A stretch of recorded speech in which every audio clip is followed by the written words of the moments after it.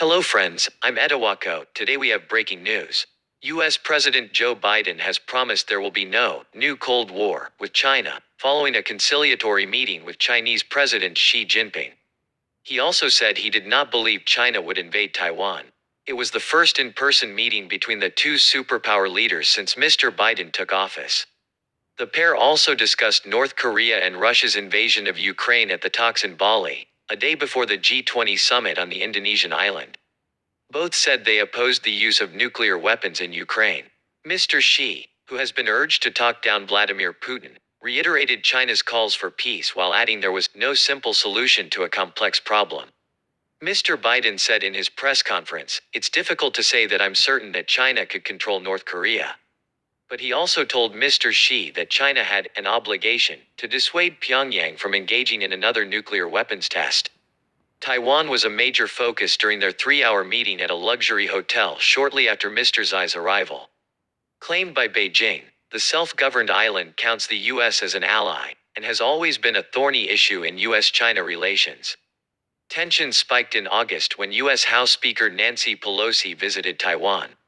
China responded with large-scale military exercises around the island, prompting fears of a possible conflict between the U.S. and China. A readout to Chinese state media on Monday said Mr. Xi had stressed that Taiwan remained the core of China's core interests, and the first red line in U.S.-China relations that cannot be crossed. In recent weeks, U.S. officials have warned that China may escalate plans to invade Taiwan. Reporters on Monday asked Mr. Biden if he believed this to be true, and if he thought a new Cold War was brewing. "I absolutely believe there need not be a new Cold War. I have met many times with Xi Jinping and we were candid and clear with one another across the board. I do not think there is any imminent attempt on the part of China to invade Taiwan," he said. "I made it clear we want to see cross-strait issues to be peacefully resolved, and so it never has to come to that.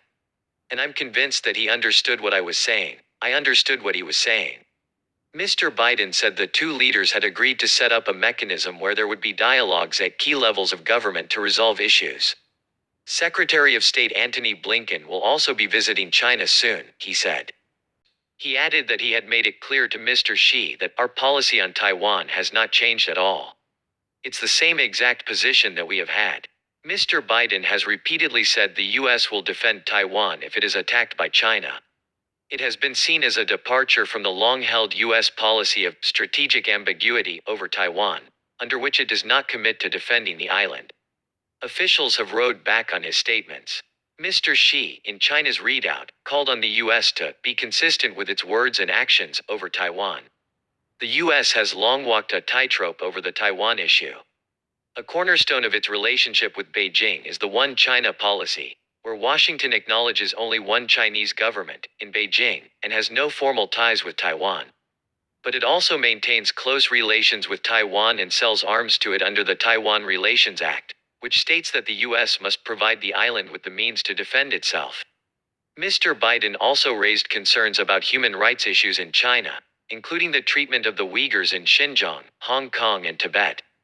Both leaders strove to signal to each other, and to the rest of the world watching their meeting, that they were aware that global stability rested on relations between their two countries, and that they would act responsibly. In recent days, Mr. Biden and U.S. officials have been at pains to signal their aim of conciliation, stressing repeatedly that the U.S. does not want conflict with China, while maintaining a sense of strong competition. Mr. Xi appeared to be on the same page, acknowledging in the meeting's opening remarks that we need to chart the right course for the China-U.S. relationship, given that the world has come to a crossroads. Later in the Chinese readout, Mr. Xi said that China-U.S. relations should not be a zero-sum game in which you rise and I fall. The wide earth is fully capable of accommodating the development and common prosperity of China and the United States. Wen T-Sung, a political scientist who teaches with the Australian National University's Taiwan Studies program, noted that there were few substantive agreements. "Both leaders get a win," he said. "Xi shows he's not intimidated by Biden, like U.S. and China are true equals." Meanwhile, Biden is given a pass on the U.S. pushing the envelope on Taiwan, and the two sides agreeing to improve dialogue reassures other countries. Political scientist Ian Chong of the National University of Singapore said, "The tone I think was overall positive.